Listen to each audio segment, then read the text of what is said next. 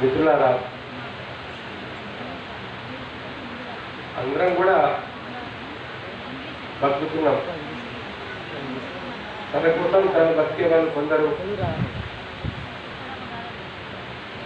తన కుటుంబం కోసం బతికే వాళ్ళు మరికొందరు, లేదా తన కులం కోసమే బతికే వాళ్ళు ఇంకా కొందరు ఉంటారు.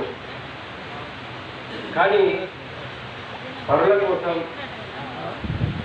ముఖ్యంగా సమాజంలో బాధపడుతున్న వాళ్ళ కోసం, అంచివేయబడుతున్న వాళ్ళ కోసం, దోచుకోబడుతున్న వాళ్ళ కోసం, ఏ ఆహారం లేని ఆదివాసీల కండగా నిలబడేసిన విధంగా ఒక ఆశయం, ఒక లక్ష్యం ఏర్పరచుకొని సమాజం రావాలని, దోపిడీ లేని సమాజం రావాలని, ఆకలి లేని సమాజం రావాలని, ఆత్మహత్య లేని సమాజం రావాలని, నిరుద్యోగం లేని సమాజం రావాలని, సంపద అందరికీ సమానంగా పంచబడాలని, ఇలాంటి ఉన్నతమైన ఆశయాలతో ఉండడం అనేది చాలా గొప్ప విషయం. మనందరికీ కూడా ఆశయాలు ఉంటాయి. చాలా మందికి ఆశయాల కోసం కృషి చేస్తాం. మనందరం మనం కొన్ని ప్రయత్నాలు చేస్తాం. ఏదో వాదాలుగా సపోర్ట్ చేస్తాం మనం. కానీ తనకున్న ఉద్యోగాన్ని వదిలిపెట్టి, కుటుంబం ఉంది, భార్య ఉన్నారు, పిల్లలు ఉన్నారు, చిన్న ఉన్నారు వాళ్ళు కూడా, అలాంటి పరిస్థితులకు ఉద్యోగాన్ని వదిలిపెట్టేసి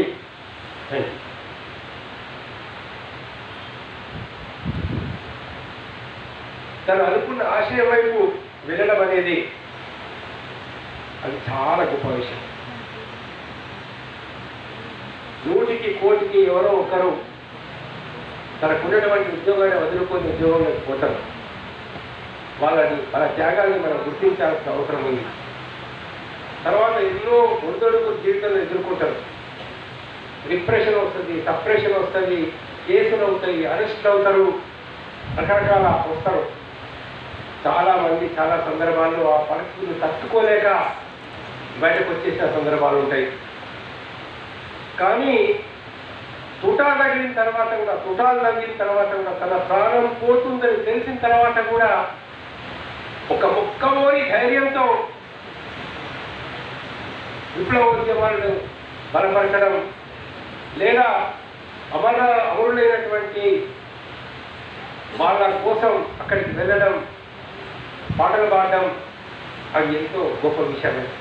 ఈ రెండు చాలా దగ్గర జీవితం నుంచి మనం తెలుసుకోవాల్సిన విషయాలు. సరే, ఆయన అనుసరించిన పద్ధతి, అనుసరించినటువంటి ఒక పాలసీ, చివరి రోజుల్లో ఆయన ఆలోచన విధానం మరి ఎలా ఉండాలా, కులమత వివక్షత లేనటువంటి ఒక సమాజం వైపు చూడటం, వర్ణ వివక్షకు వ్యతిరేకంగా నిలబడటం, అవన్నీ కూడా చాలా అంటే ఎట్లా మార్పు వచ్చింది ఆయన ఆలోచన ధోరణిలో గమనించాలి. చివరిలో నేను అనుకుంటే ఆయన కోరుకున్నాను ఒక రాజకీయ పొలిటికల్ పార్టీ అనేటువంటి కూడా అవసరం అనే విధంగా ఆయన భావించడం జరిగింది.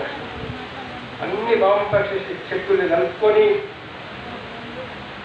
సమాజాన్ని కోరుకునే వాళ్ళని కలుపుకొని, సామాజిక శక్తుల్ని కూడా తనెంబడి తెచ్చుకొని, వివక్ష కాబట్టి వాళ్ళందరూ కలుపుకొని ఒక నూతన రాజకీయ వ్యవస్థ రావాలని చెప్పేసి ఆయన కోరుకోవడం జరిగింది. కానీ ఏది ఏమైనా ఈరోజు వారి యొక్క ఆశయాలను మనం గమనిస్తూ దృష్టిలో పెట్టుకొని పోవాలా. ఇందాక నా ముందు మాట్లాడినటువంటి వక్త చెప్పినట్లు చాలా ప్రమాదకరమైన పరిస్థితిలో ఉన్నాం.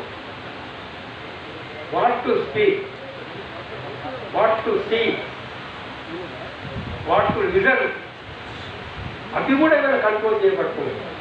వాస్తవం ఏ పాట పాడాలా, ఎలాంటి సినిమా చూడాలా, మనం ఏ పుస్తకం చదవాలో కూడా ఆ స్వేచ్ఛ మనకు లేకుండా పోతున్నది.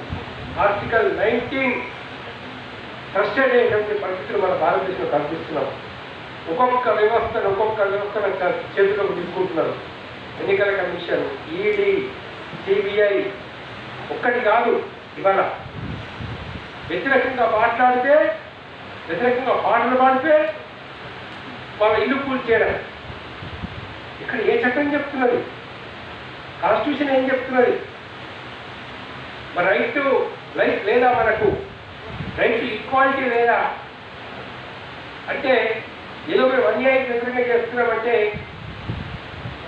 60,000 కోట్లు, 70,000 కోట్లు, 20,000 కోట్లు ప్రజాధనాన్ని ముంచి సిబిఐ కేసులై, ఏసీబీ కేసులై ఉన్నటువంటి ఒక నాయకులు బీజేపీలో చేరగానే వాషింగ్ పౌడర్ నిల్వ మాదిరిగా శుభ్రంగా బయటకు వచ్చేస్తున్న పరిస్థితి.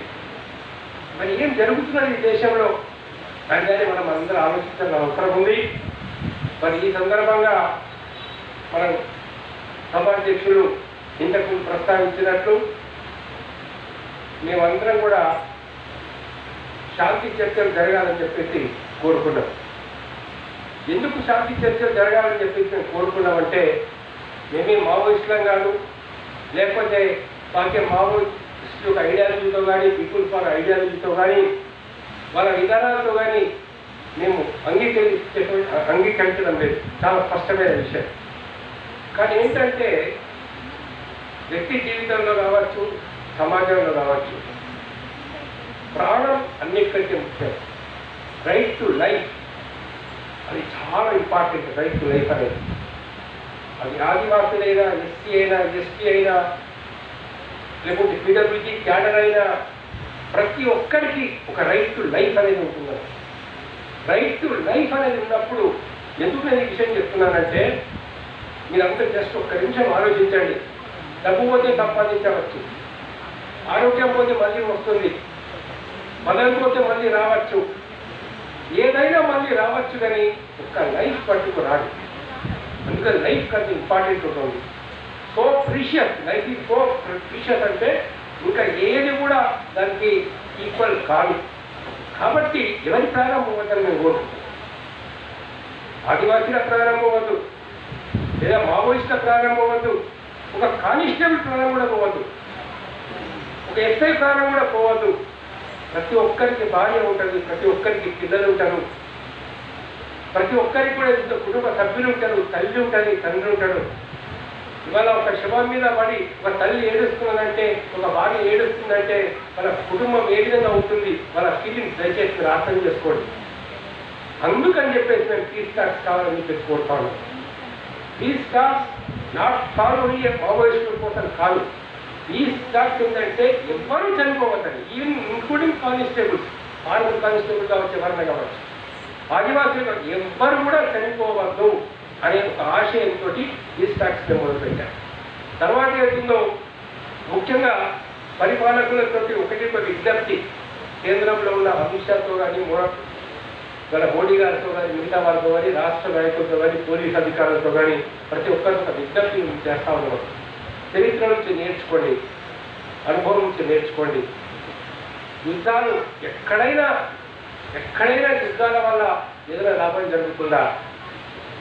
మీ అందరికీ తెలుసు, అశోకుడు సామ్రాజ్యాన్ని విస్తరించాలనుకున్నాడు, పెద్ద ఎత్తున అనేక ప్రాంతాలను వశపరుచుకున్నాడు, కళింగ మీదకి వెళ్ళాడు, కానీ వాళ్ళు ఫ్రీడమ్ కావాలనుకున్నారు. సో దేవది బిగ్ వార్, బిగ్ ఫైట్. మరి అంత పెద్ద యుద్ధంలో ఎంతమంది చనిపోయారు, ఎంతమంది క్షితగ్రస్తులు అయ్యారు, కాళ్ళు పోయినాయి, చేతులు పోయినాయి. అది మరి ఏ పరిస్థితిలో తెలియదు. కానీ అశోకుడు వార్ ఫీల్డ్కి వెళ్తాడు, యుద్ధభూమికి వెళ్తాడు. అక్కడ ఆ చనిపోయిన శవం మీద భార్య ఏడుస్తూ ఉంటే, పిల్లలు ఏడుస్తూ ఉంటే, కన్న తల్లి అక్కడ బాధపడతా ఉంటే, అవన్నీ చూసి చేతులు తెగిపోయిన వాళ్ళు, కాళ్ళు తెగిపోయిన వాళ్ళు, ఆ సీన్, ఆ రక్త ప్రవహించడం, అవన్నీ చూసిన తర్వాత అతను దాని ఒక మార్పు వచ్చింది. ఎంత ఉపయోగకరం, ప్రపంచానికి ఎంత ఉపయోగకరంగా అంటే ఆయన బౌద్ధ మతాన్ని స్వీకరించాడు. బౌద్ధ మతాన్ని స్వీకరించడమే కాదు, బౌద్ధ మత ప్రచారం చేశాడు. ఒక్క దేశంలో కాదు, ఈరోజు శ్రీలంకలో, మయన్మార్లో, చైనాలో, జపాన్లో, అనేక దేశాల్లో బౌద్ధం వచ్చిందనంటే ఆ రోజు అశోకుడు చేసినటువంటి కాదు. ఎన్నో స్తూపాలు ఆయన నిర్మించాడు. అసలు ఎంత అంటే రోడ్లకు ఇరువైపున చెట్లు నాటించడం, పశువులకు నీళ్లు తాగడానికి ఆయన చుట్లు ఏర్పాటు చేసినాడు, పశు వైద్యశాలను ఏర్పాటు చేసినాడు. భారతదేశంలో ఒక డెవలప్మెంట్ జరిగింది అంటే ప్రజలకు అనుకూలంగా జరిగింది అని అంటే వాటి అశోకుడి కాలంలో. ఈరోజు పాలకులకు చెప్తాను నేను, అశోకుని మాదిరిగా మీ పేరు కూడా చరిత్రలో మిమ్మల్ని గురించి మంచిగా అనుకోవాలంటే అశోకుని ఫాలో కండి. అశోకుని ఫాలో కండి. అశోకుడు ఎట్లయితే మారు మనసు పొందినాడో లేక తన లోపల ఒక మంచి ఆలోచన చేసినాడో మన ధనహోమం వద్దని, మనుషుల్ని చంపడం వద్దని, ఎవరైనా కావచ్చు, మావోయిస్టు కావచ్చు, ఆదివాసులు కావచ్చు, ఎవరిని కూడా చంపాలనే ఆలోచన అది భారత సంస్కృతి విరుద్ధం. సర్వే జనం సుఖినో భవంతు అంటాం, లోకా సమస్త సుఖినో భవంతు అంటాం, బహుజన సుఖాయ అని చెప్పేసి మనం చెప్తాం. ఇన్ని ప్రతి మనిషిలో ఉన్న ఆత్మ ఒకటి అని చెప్పేసి సిద్ధాంతం మాత్రం చెప్తున్నారే మీరు. మేము ధర్మాన్ని రక్షిస్తామని చెప్తున్నారే. మరి ఆయుధాలు మేము వాడము అని చెప్పిన తర్వాత, ఒక రకంగా చెప్పండి, ఆయుధాలు మేము కింద పెడతాము అని చెప్పిన తర్వాత అతన్ని చంపవచ్చని ఏదైనా ధర్మం చెప్తుందా? యుద్ధ భూమి నుంచి వెళ్ళిపోయే వాళ్ళను మనం చంపవచ్చా? ఇది బాగా ఆలోచించాలని చెప్పేసి అమిత్ షా గారికి, మోడీ గారికి, కేంద్ర ప్రభుత్వానికి, అదేవిధంగా రాష్ట్ర ప్రభుత్వానికి, పోలీస్ అధికారులు కూడా మేము విజ్ఞప్తి చేస్తూ ఉన్నాము. శాంతిని కాపాడడానికి ప్రయత్నం చేయాలని చెప్పి కోరుతా ఉన్నాము. మరి వాళ్ళు వస్తారా? జనజీవన మంత్రులకు వస్తారా? వాళ్ళు కూడా మన ఒక పొలిటికల్ పార్టీగా ఏర్పడతారా? ఇప్పుడు వాళ్ళ వాళ్ళ ఆయుధాలు కొనసాగిస్తారా? అది ఆ చర్చ పక్కన పెట్టండి. అనుభవంతో వాళ్ళు నేర్చుకోవాలా. అనుభవంలో వాళ్ళు నేర్చుకోవాలా. అనుభవం ఏం చెప్తుంది? ఏది సాధ్యం, ఏది సాధ్యం కాదు. ఈరోజు టోటల్ ఆ రోజున రష్యా పరిస్థితులు ఏంటివి, ఆ రోజున చైనా పరిస్థితులు ఏంటివి, ఆ రోజు ఉన్నటువంటి రవాణా సౌకర్యాలు ఏంటి చైనాలో, ఈరోజు భారతదేశంలో రవాణా సౌకర్యాలు ఏంటి, ఈరోజు హెలికాప్టర్ ద్వారా లేదా డ్రోన్ల ద్వారా కొన్ని నిమిషాల్లో, కొన్ని గంటల్లో ఏ ప్రాంతానికైనా పోయే పరిస్థితి ఉన్నది. ఎన్ని పరిస్థితులు కూడా ఆలోచించాలి. అయితే దోపిడీ జరుగుతలేదా, అప్రెషన్ లేదా, సప్రెషన్ లేదా, కాన్ఫ్లిక్ట్ లేదా? Conflict will be always there. As long as exploitation is there, conflict will be there. Contradictions ఉంటాయి సమాజంలో. బట్ ఆ కాంట్రడిక్షన్స్ ఎలా పరిష్కారం చెయ్యాలనే విషయంలో కూడా ఆలోచించి న్యాయమైన పోరాటాలు వద్దని ఎక్కడ మనం చెప్పడం లేదు. కానీ అది ఏ విధంగా చేయాలా, ఎట్లా చేయాలనే విషయంలో కూడా ఇటు మావోయిస్టు కూడా పునరాలోచించాలని చెప్పి వాళ్ళకు కూడా మేము విజ్ఞప్తి చేస్తున్నాం. వాళ్ళు కూడా ఏదో ఎలాంటి హింసాత్మక కార్యక్రమాల్లో కూడా పాల్గొద్దని, ఇన్ఫార్మర్ పేరుతోటో మరో పేరుతోటో ఏ ఒక్క వ్యక్తిని కూడా ఈ పరిస్థితిలో చంపద్దని చెప్పేసి కూడా మేము ఖచ్చితంగా చెప్తా ఉన్నాం. అదేవిధంగా కేంద్రం కూడా విజ్ఞప్తి చేస్తున్నాం. మీరు ఆర్మడ్ ఫోర్సెస్ విత్డ్రా చేసుకోండి. వెంటనే టోటల్ ఆర్మడ్ ఫోర్సెస్ అక్కడికి విత్డ్రా చేసుకొని యూ క్రియేట్ ఎన్ ఎన్విరాన్మెంట్, ఒక పరిస్థితి కల్పించండి. సో దట్ వాళ్ళు కూడా దే కమ్ ఫర్ ట్యాక్స్.